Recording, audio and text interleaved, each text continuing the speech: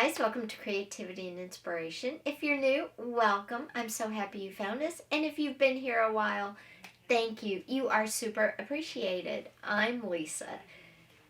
So today is Tuesday. Normally I wouldn't be on camera. Well, I might be. I'm going to try to cut the middle Wednesday video down. It's just getting out of control. There was so much information I wanted to share last week, but I'll just start breaking it up. The thing is, I was actually doing it, so I thought I would film it. I just didn't have to stick it in the video, the long concertina flip book. So anyway, I apologize for the hour almost video, and I'm definitely going, I can't talk today. I'm definitely going to shoot tomorrow's video in one day, which is today. I'm trying to get ahead for the holidays. I still have a couple of gifts that I need to finish up. So, also, today's video is all about watercolor, but here's the deal. It's tied into use in journals, but also use on canvas, watercolor paper, whatever. So, it has a mixed audience. It has a mixed use. I don't know why I keep doing this. It has a mixed use. So let's just get into this video. It is a fun one. I have a lot of information to share with you, but I promise it's going to be a shorter one. Also, I have to share this because it's hilarious. Y'all have seen Sam and Henry a whole bunch. And on these little index cards, I talked about these. I write down my video ideas. I write down when I'm going to film them. I kind of do an outline, but I don't write a script, okay? I just kind of do this off the top of my head, which is sometimes why I'm just sitting here going, what was I going to say? Or I repeat myself and I cut out that in editing. Thank goodness for you guys, right? Or if it's important information, I will write it down just to make sure I cover it all. And that's today's video. This is what Sam did to one of my cards. I never leave these where you can get it. He loves paper. He pulls clean Kleenexes out of my mom's purse and just shreds them. Leaves them on the floor. He doesn't eat them. He just likes to play with paper. And this is what he did to this idea card. I thought it was hilarious. Again, he doesn't eat paper. He just likes to shred it and, have mommy come after him. And, of course, you've seen Sam. Never get mad at Sam. Never. I just pick him up and go, oh, you're so bad. And a bunch of kisses, So, anyway, I just thought it was funny. Today's video, like I said, is all about watercolor painting for journals and more, which more is always just watercolor paper, canvas, whatever you can paint on. It could be on a shirt if you wanted to display that, like I painted on the army jacket. All my info is down below if you want to check out any of my other YouTube channels. Also, if you want to check out my art website, it's down below, as well as my vintage site and the fitness site.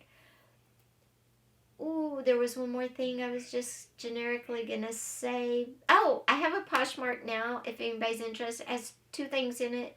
A pair of Free People pants and a Free People sweater. If you like Free People, go check it out. Let's get into this video. I have my little TV tray just to make it easier for everybody. But you know what I forgot? Water. And you need water in watercolor painting. So I'll be right back. Okay, guys. So I moved you in a little closer. And what I'm going to do is focus you down on the water painting in just a second. I kind of wanted to talk. Okay, I want to make sure y'all were in focus. Because I noticed yesterday's video, there was a part that wasn't. Sometimes I just don't know. So, watercolor is fun. It's very fun, and I find it very forgiving. Because if you make a mark you don't like, you can always thin it out with water and then soak it up with a paper towel, which is super nice. Because once you put acrylic down, yes, you can wipe it off. You can even thin that out with water, but you're gonna have residue. And watercolor, if you immediately start trying to wipe it up, you can get a lot of it off the paper. Another thing I like about watercolor is it's easy to mix. One thing that kind of makes it hard for me is mixing acrylic paints, which is why I buy every color under the sun that I need. It's a drop here, 2 drops there, the formula, you know, the mixture, and every time it doesn't come out the same, which sometimes that's fine because things have variations and it doesn't, but it's just hard. Watercolor is so simple to mix, like a darker green if you don't have one, or if you don't have the right color green. Yeah, I just find mixing watercolor, even to mix a new color with watercolor, is so much simpler. So watercolor definitely has perks, but watercolor is also very hard to use. If you don't, excuse me, if you don't know how to control the watercolor, it can end up going everywhere. And I've kind of found the way I control it is by not getting too wet and doing little sections to create with. I end up with good paintings. So the method I use works for me. That may not work for you, and that's fine. Everybody is different. So what can you do with watercolor? Well, you can obviously create beautiful, in my opinion, paintings. You could frame it, sell it, you know, sell it like this, frame it, hang it in your house, whatever you want to do. So you can create keepable paintings.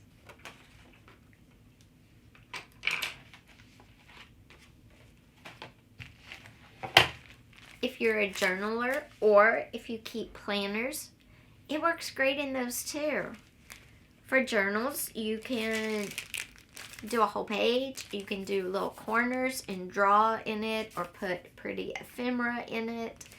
You can use stencils and stencil a watercolor mark in the center just like you do with inks. So there's a lot of uses for watercolors in journals as well. I'm going to show you a little bit of both. What we're going to start with is on watercolor paper. I'm going to show you some of the easy ways you can use it, how I control it. I'll also show you how easy it is to mix a few colors, and then we'll talk about shading and some easy ways you can create shadow and light with watercolor as well. Then I will bring you over and I will show you how you can use watercolor in a journal. So let's get started.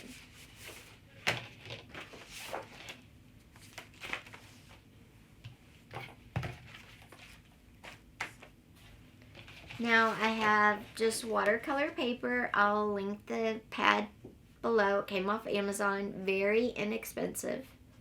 I had 2 pads of paper. It's going to take a long time. They'll last a long time.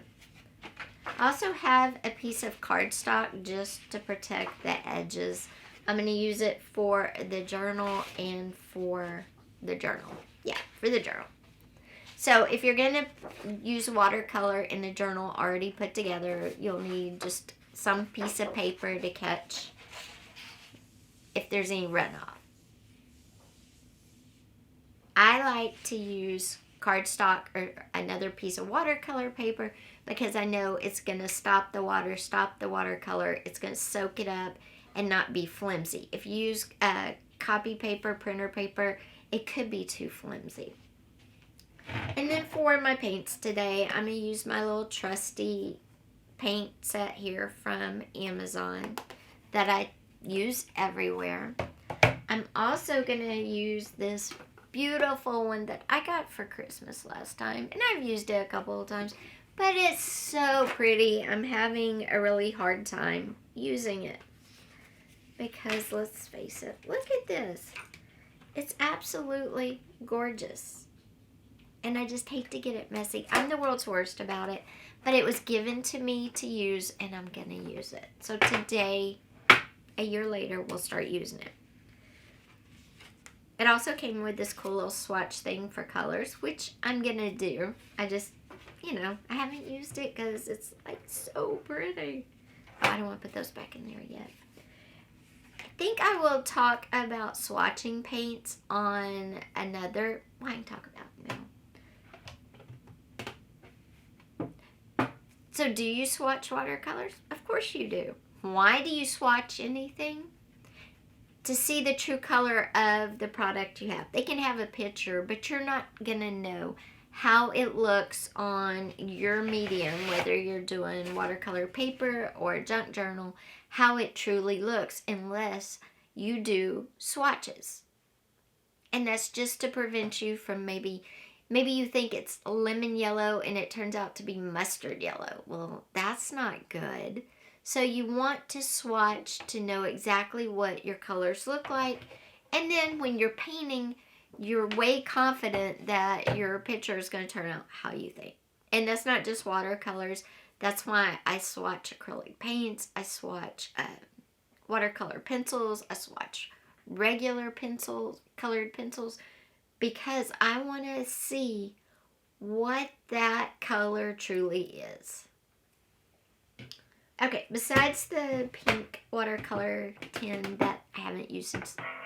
So we're going to use our tin of watercolor. We're going to use my little paint palette from Amazon that I love. And I'm going to use this little tube of spiced apple from Arteza because I love this color. And actually, advent calendar. We have to do it. Real quick, I'll do it on camera. Hold on.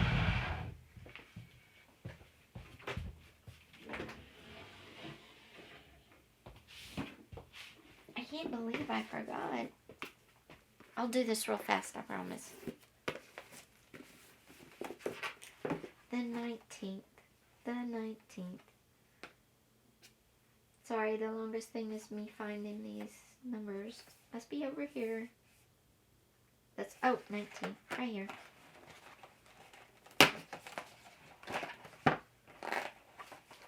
Ooh, 19 is 2. Oh, no.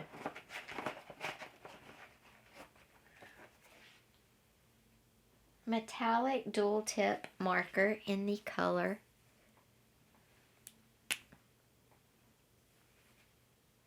gold.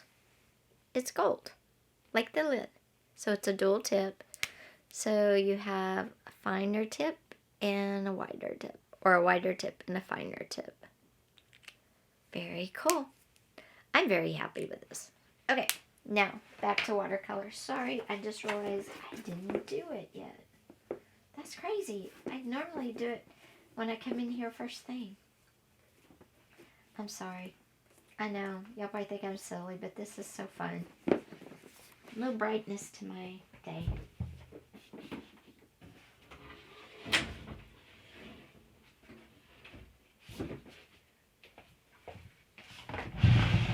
Alright, so how do you use watercolor? You just jump in and use it.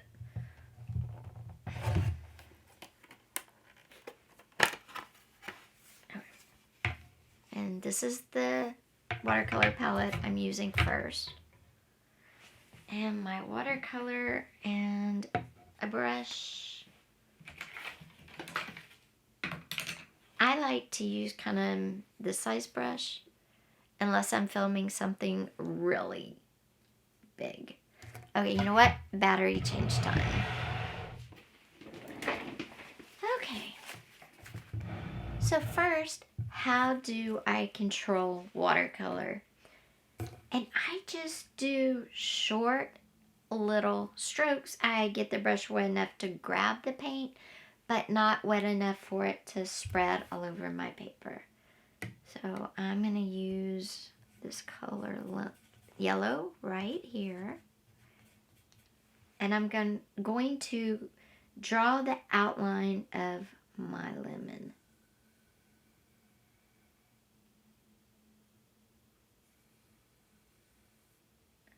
Lemons kind of have a point like that. Okay. See, I didn't get a lot of color. I just got enough that I could draw what shape I wanted. Now, to fill it in, I don't want to fill it in too much because we're going to talk about shadow and light in just a minute. But I'm going to go back to that same color. I added a little bit more water this time to my brush.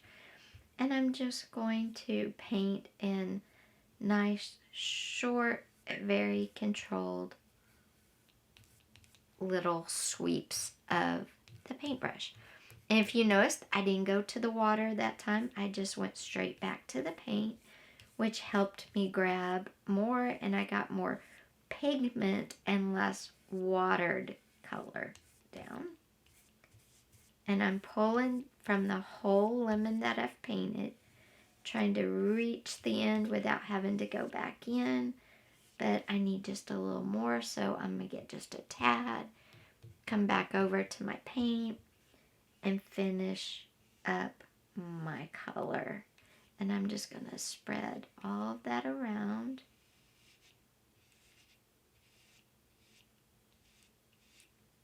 I want to make sure the edges are covered. So I want to make sure my paint's all the way out to that line I sketched in watercolor paint. And then I might give it a minute, give it a little wave. I want to make sure that it's not going to run. And there's our lemon. That's how I do it. It's that simple. Just little bits of water, not going back to the water very much, and getting a lot of pigment. Now, how do I create simple shadows?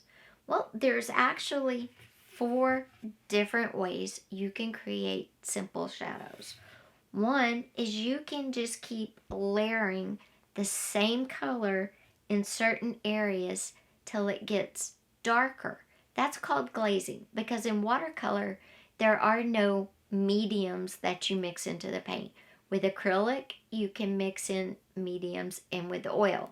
With watercolor, it's just water and the color pigment, okay? So when they say glazing in watercolor, all they mean is you come back with the same color over and over in an area. And eventually, that area is going to be darker than the rest. So that would be where your shadow starts. And then to do the shadow on the ground, you would come in with a little bit of light gray. Notice I didn't say black. You never use black when creating shadows. I would come in with a tiny bit of gray, depending on where my light is, and make my shadow. And the shadow is going to be darkest next to the object, and it's going to fade away as you get farther away. So you have to, before you do your shadow, where is your light? Is your light right on top? Then there's no shadow. If your light's like right there, then you're going to have a little bit of shadow, and think, where's your light? Because your shadow is going to be kind of in that area. So if I wanted to do my light over here, then my shadow is going to be elongated, because the higher your light, the longer your shadow is going to be too. If your light's closer, then you're going to have a really short, hardly barely there shadow. So glazing is just using the same color and making one part of it darker. So you would layer the same color over and over in one area to make the shadow, and then you would use a light gray for the shadow on the rest of the paper. So that's glazing. So the second way to add shadow in watercolor is to use colors that are next door to your color on the color wheel. So let me get a color wheel pulled up. Okay, so here's your color wheel. So you would use your neighbors to your color. Well, our color is yellow, so our neighbors are orange and green. Well, you want to go cool when you're making a shadow. Think about it. Shadows are cooler, light is warmer. So we would use green. So we would use green to create a shadow effect on our lemon. And we would come in, just get a little water on our brush, I'm trying to pick the green most likely to be the green in the color wheel. And you can blotch your green if you want to, which I'm going to do. And you can always come back if you blot it on a plastic surface. Then my shadow is going to be right here. I'm going to come in with the green and kind of work it in.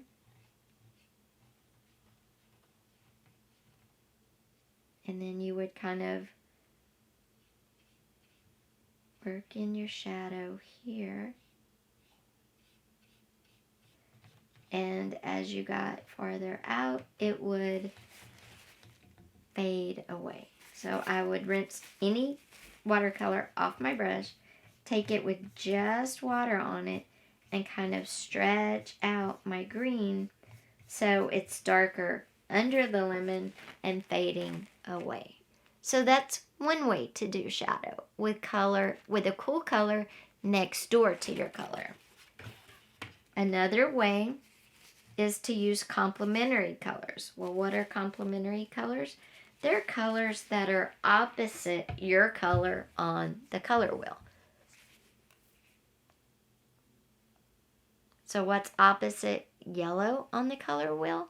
Purple. So you could create shadow using purple. I'm going to just do the opposite end. Or you could mix the two, the green and the purple. So I'm going to put the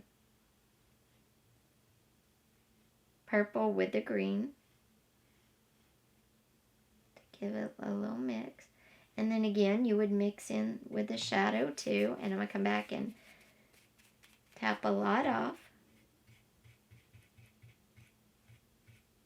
And then you're just going to drag it out. I need just a little bit more for this part. A little bit more of the green.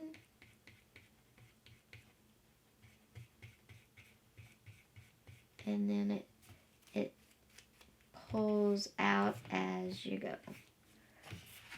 So you could use two colors, you could use just purple, whatever you wanted to do. So that's number 3. The last way to create shadow is to use a light gray, not a dark gray. Dark gray is going to, it's not black, it's almost black. You don't want to use black, you want to use a gray. You can also come in and kind of blend the shadow if you want. But if you put shadow, you need to put light. And white is always a good way to add a reflection. Except I have purple on there. There we go. And there's the light. Can you see it? There's the light and there's the shadow. And that's just a real rough way. But those ways work. Every time you will have a nice shadow effect. And I made shadow like this, but really your shadow would kind of curve. It would have the shape of your lemon. I just want you to be able to see. So that's how you would create a watercolor picture. Again, just use a little water to activate your paint. Let's activate red here. And then you would draw your shape. And then you would come back without getting more water to fill it in. And you could do it in short bursts if you wanted to. Going all the way to the edges to make sure you get everything covered. You could also do a second one if you wanted to, without going back into the watercolor. Because after we've painted one picture, our brush is pretty soaked. So for any more in the picture, you don't have to visit your water as much as you do with the first one, okay? Then you would rinse your brush to start a new color, or you could have a different brush. And then you would get a little water, not a lot, to activate. I'm going to activate brown. I'm going to dab it because I don't want it to be too dark or too wet. And you would connect your, well, I need it darker than that, so I'll go back in. And I'm going to connect my little cherries here.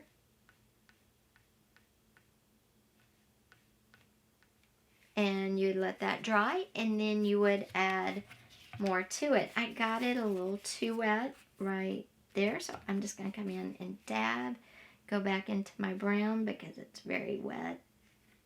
And sometimes you forget, you don't have to go back to the water so much. If you do, you can just dab it off. But there you go. And then the shadow, again, you could go, what colors are next to red? Red and yellow, you want to go cool. Yellow is cooler, I'm sorry, what colors are next to red? Orange and yellow, and you want to go closer to, no. What? So if you wanted to put a shadow on the red, you would look, and purple and orange are next to red. Purple is obviously cooler. So I'm going to grab some purple. I'm going to put it just on the edge over here. And then I'm going to draw in my shadow where it is right here. I'm putting a curve, and then as I come out, it's going to get smaller and lighter as you come away from it. And that's how it would look.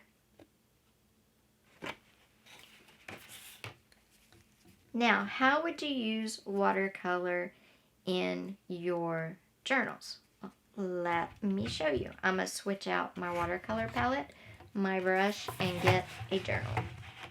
Okay, so for my journal, I've got my cardstock. This journal has a lot of plain white paper, so I'm going to get a sheet of plain white, and that's just printer paper. You could change your water now if you wanted to. And I changed my brush to something a little more small. Then I'm going to reach over here behind me, and I'm going to grab, I thought I had it out. I do. A stencil. And how we stencil in with ink, you can do the same thing with watercolor. I'm going to use the smaller leaf section. I'm going to put it down. Actually, for this, I'm going to use my Arteza watercolor, and I'm just going to squeeze a little bit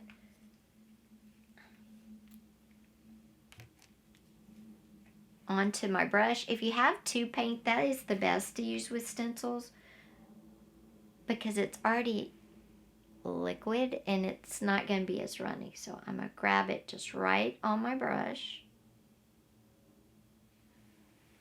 Just that much.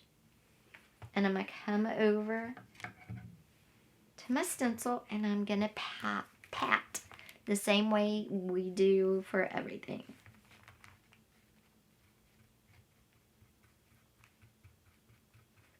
And I like tube watercolor for stencil use because it is thicker and it doesn't require water. It's already activated basically. Now if you want to thin it out and not have it dark, then put it in a palette, put it on a palette and water it down and it won't be as dark.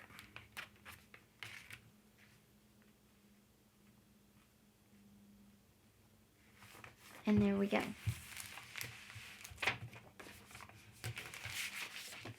Okay, that's simple. And I can write now. If you wanted to do it thin, let me switch a page here. Put that back. I'm going to change to now my watercolor palette that I got for Christmas that I never used. Because it was so pretty, I just couldn't. Now see, I don't think this tube is very pretty, so I don't have any problem using it. Okay, I'm going to put my watercolor palette up here.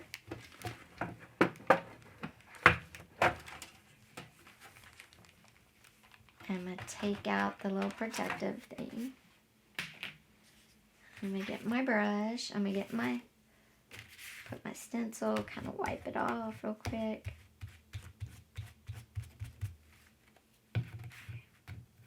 And I'm going to use, let me wipe this side too.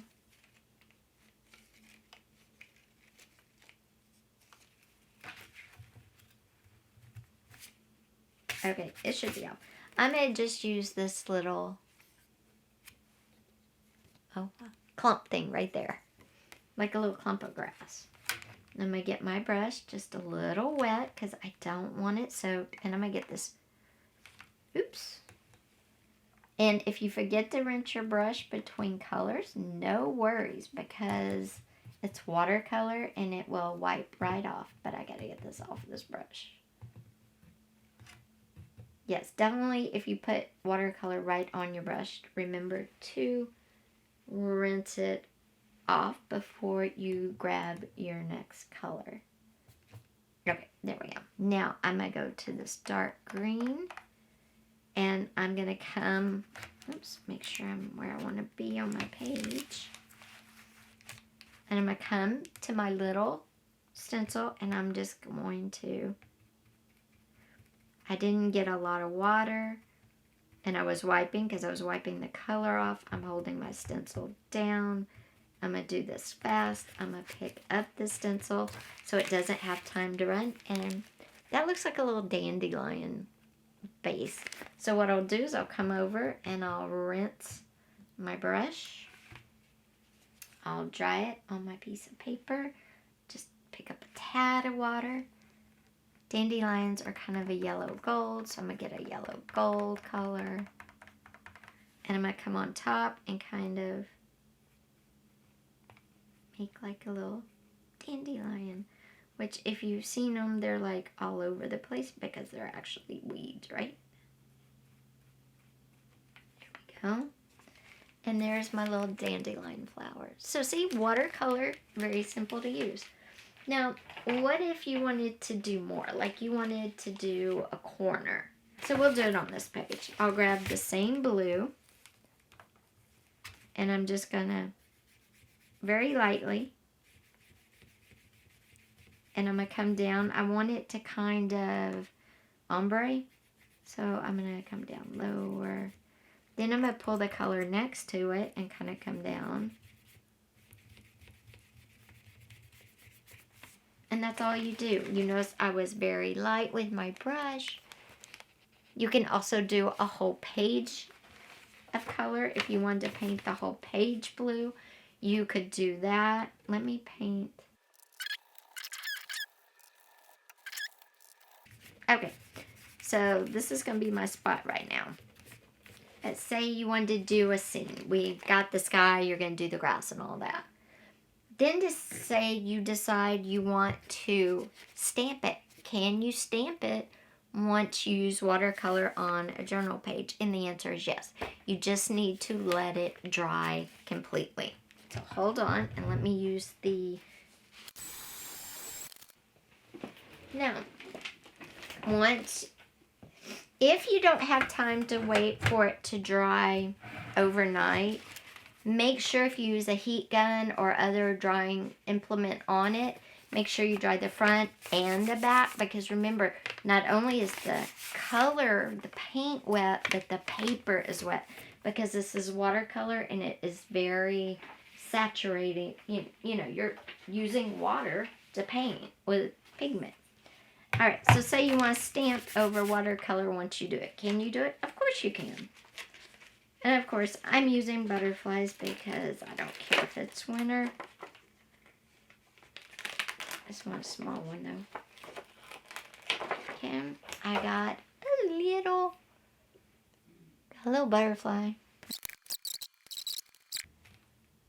like he flew that way and that's his path. And yes, you can watercolor over ink. It just needs to have time to cure and settle in your paper, which is probably for most inks just a couple of hours. If you do it light, if you do it real dark, I would wait overnight. But yes, you could watercolor. But see how pretty that is? So you could stamp a really big butterfly and come in, and after it cures or sits overnight, you could paint the butterfly. If you write and you decide, I want to, say you want to write in your journal. I don't want to write upside down though. You definitely can write over it once it's dry, that's fine. But what if you write, you can write over it, just like that. You can also watercolor over it. You just have to wait until your ink has a chance to dry. Because remember, my ink is very wet when it goes on my paper because I can smudge it. So I would want to give it at least a couple of hours for my ink to settle down. Then I would come in with my watercolor. Because all watercolor is color pigment activated by water. And, water and ink will smudge, water and paper will tear. So you have to let it dry. But otherwise, it is very, very useful. Oops, it did stick because I didn't let that dry. But it is very usable in journals, planners. You could do the same thing on a planner page. Or you could create, art on watercolor paper. You could also create art on copy paper, but remember, copy paper wet is going to buckle and roll up. It could even tear. That's why watercolor paper, if you're going to create, images like this, you need to use watercolor paper because it's very sturdy. It's a different kind of paper, and it doesn't get destroyed by all the water that created this. So guys, I hope you enjoyed... Oops. So guys, I hope you enjoyed all about watercolor today. I hope you've got some helpful tidbits about how to create shadows, how to even start watercoloring with just a little bit, an easy hand, as they say. And I hope you liked how it's very usable in our journals or our planners. Same thing that we did in here, you can do on a planner. So thank you for being here today. I really appreciate you. I am excited to see you again on Friday. We will be making our sample holder journal, if that makes sense. And don't forget, if you haven't already, hit that thumbs up. It helps me a lot.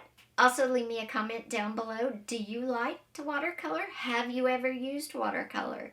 Thank you for being here. Don't forget to hit that subscribe button and that little bell. We are desperately trying to get to 1,000 before December 31st, and we are 191 subscribers away, right? I think 191 subscribers away. Thank you all for being here. I will see you on Friday. Take care. Bye-bye.